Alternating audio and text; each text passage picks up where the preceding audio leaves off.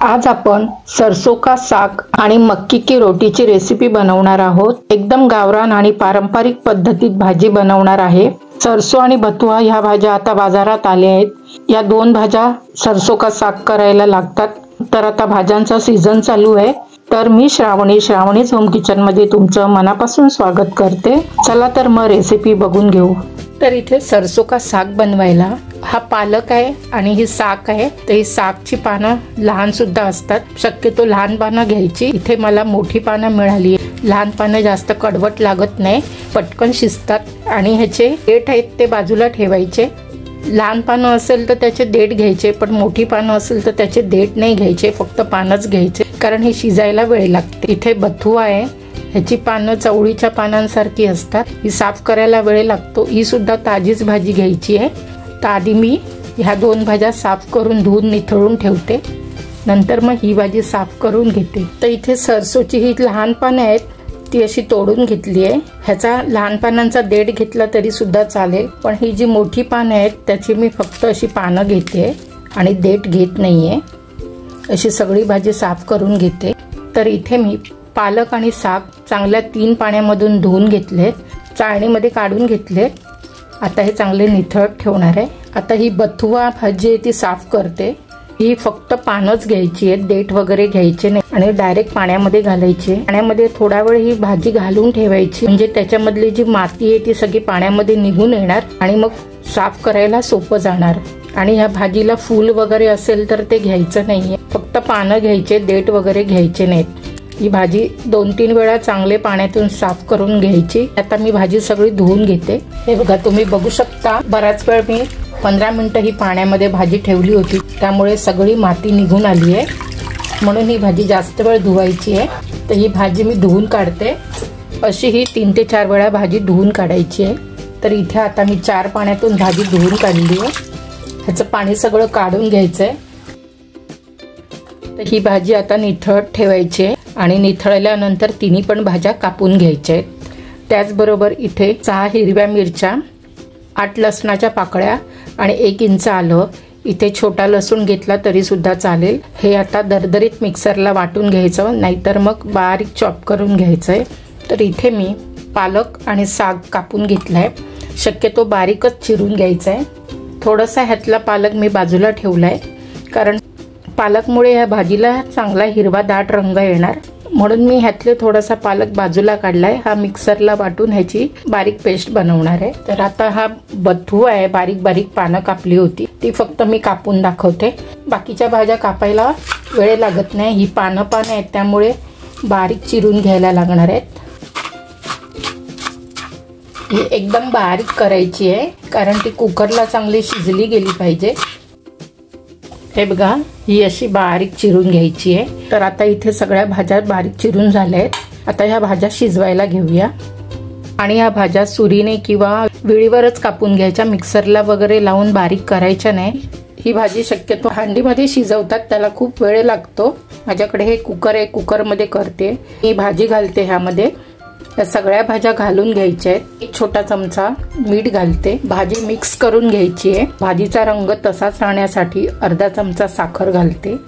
साखर ऑप्शनल आहे, कारण या भाजीचा वास थोडासा उग्रसा असतो, साखर घातल्याने तो वास जाणवत नाही। आता ही भाजी चांगली मिक्स करून झाली आहे।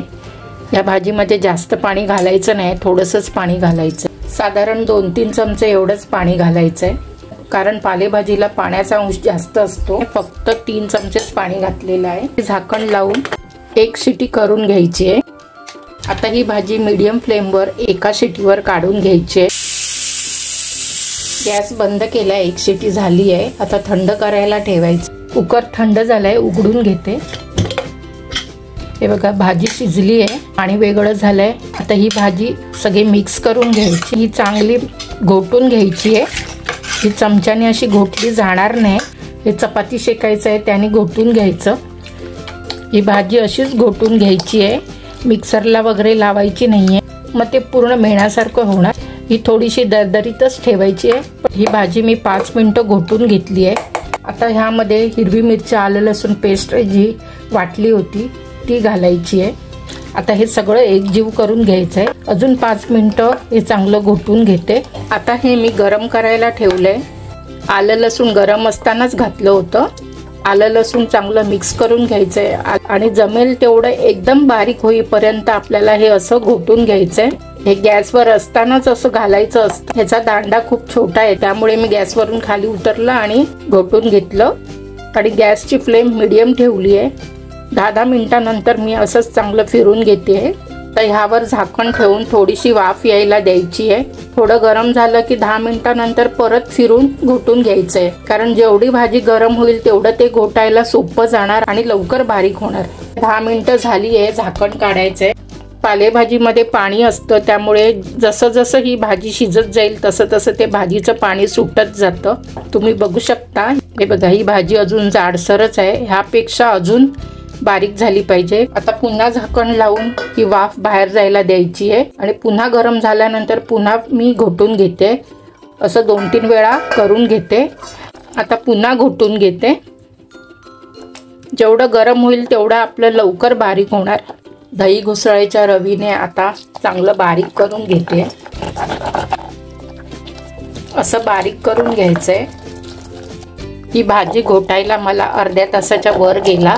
अशा टाइप मध्ये कुठलेही साधन असेल त्याने अशी घोटून घ्या। तुम्ही बघू शकता बऱ्यापैकी भाजी आता एकदम मिक्स झालेली आहे। आता ह्यामध्ये आपल्याला 3 चमचे मक्याचं पीठ घालायचं आहे। मक्याचं पीठ म्हणजे हे असं पिवळं असतं, यामध्ये कॉर्नफ्लॉवर घालायचं नाहीये। हे मक्याचं पीठ आहे आणि हे कॉर्नफ्लॉवर आहे। कॉर्नफ्लॉवर म्हणजे मक्याच्या आतमधला जो पांढरा भाग असतो, जसं गव्हाच्या पिठापासून मैदा बनवतात तसंच हे कॉर्नस्टार्च आहे, म्हणजे मक्याच्या आतला पांढरा भाग असतो तो आहे। आपल्याला कॉर्नस्टार्च नाही घालायचं आहे, आपल्याला मक्याचं पीठ घालायचं आहे। म्हणजे हे असं पिवळ्या रंगाचं असतं, हे असं बाजारामध्ये मिळतं। तर आता इथे मी 3 टेबलस्पून मक्याचं पीठ घालते। मक्याच्या पिठाने पूर्ण भाजी आळून येणार। 2 आणि 3। आता पुन्हा ही भाजी तशीच मिक्स करून घ्यायची आहे आणि मक्याचं पीठ घातल्यामुळे त्या भाजीचा जो एक वास असतो तो निघून जाणार। तसंच आता मगाशी जसं मी मिक्स केलं त्याचप्रमाणे हे मिक्स करून घ्यायचंय। इथे आता पाणी कमी झालेलं आहे। अशा वेळेला पाणी कमी झालं आणि आपल्याला अजून शिजून घ्यायचं असेल तर इथे उकळतं पाणी घालायचंय। पाणी थोडं थोडंच घालायचंय। इथे मी गरम पाणी घालते। हे पाणी मी साईडला गरम करून ठेवलं होतं। थोडं थोडं पाणी घालून शिजून घ्यायचंय। आपल्याला जशी भाजी हवी आहे तसं आपण करून घ्यायचंय। थोडीशी पातळ हवी असेल तर पाण्याचं प्रमाण थोडंसं वाढवायचं। आता ही आपली भाजी तयार आहे।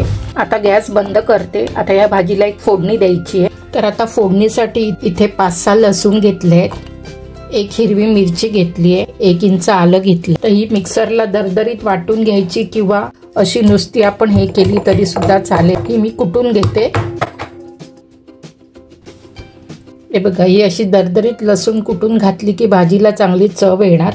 तर ही आता फोडणी करून घेऊया। आता भाजीसाठी फोडणीला दरदरीत कुटलेलं हिरवी मिरची आलं लसूण पेस्ट आहे, छोटा कांदा कापून घेतलाय, 1 छोटा टोमॅटो बारीक चिरून घेतलाय आणि मीठ।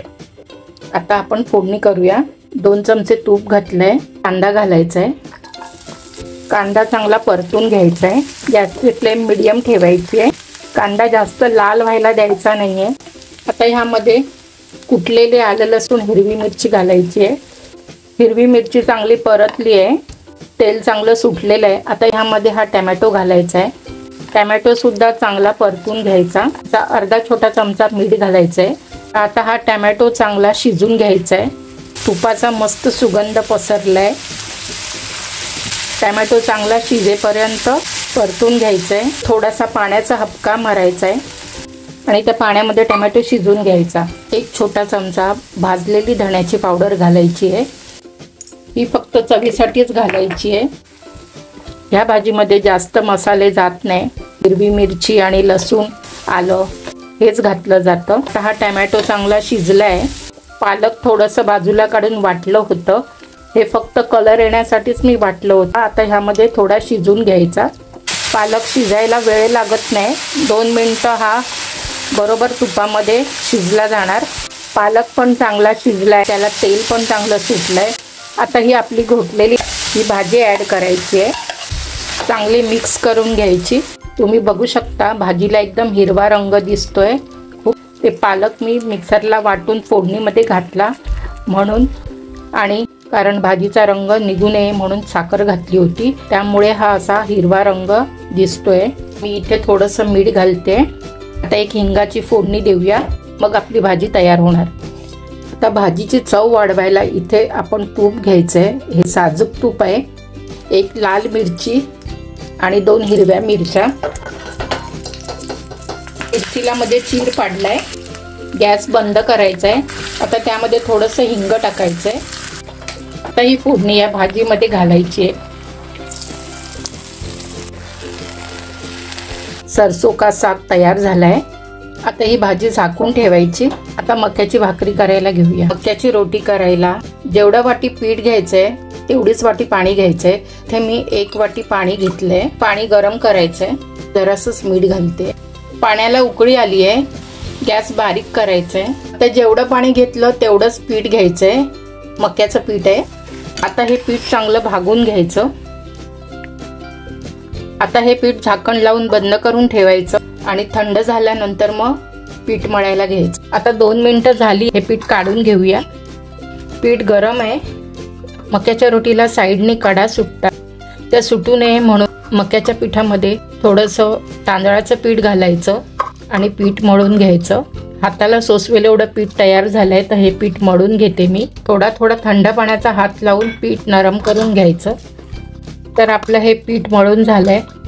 आता मक्याची रोटी करून घेऊया। इथे एक गोळा घ्यायचा आहे। या गोळीला पीठ लावून घ्यायचंय आणि हातावरतीच थोडी गोळी वाढून घ्यायची आहे। पीठ लावायचंय आणि लाटून घ्यायचंय। जास्त जाड लाटायची नाहीये। इथे साईडला कडा सुटलाय। कुठलाही डबा घ्यायचा आहे आणि असा शेप देऊन रोटी काढून घ्यायची। आता ही शेकून घेऊया। इथे तवा गरम करत ठेवलाय, त्यावर ही रोटी ठेवायची आहे। थोडंसं पाणी लावायचं। पाणी लावल्याने ती नरम होणार। 2 मिनिटांनंतर पाणी थोडं सुकलं की ही रोटी परतून घ्यायची। गॅसची फ्लेम मोठीच ठेवायची आहे। रोटी फुलली आहे, तर ही काढून घ्यायची आहे। अशी जाळी ठेवून ह्या जाळीवर शेकून घ्यायची। हे बघा रोटी फुलली आहे।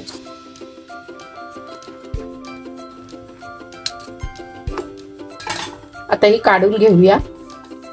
ह्यावर तूप लावायचंय। अशी रोटी छान तयार झाली आहे। मक्याची रोटी तयार आहे। आता सर्व करायला घेऊया। रोज तेच जेवण खाऊन कंटाळा आला तर घरच्या घरी अशी मस्त सरसों का साग सोबतच मक्याची रोटी, एक वेगळीच चव अशी हेल्दी रेसिपी तुम्ही सुद्धा घरी ट्राय करून बघा। व्हिडिओ आवडला तर लाईक, शेअर, सबस्क्राईब करा। बेल आयकॉन क्लिक करा। धन्यवाद।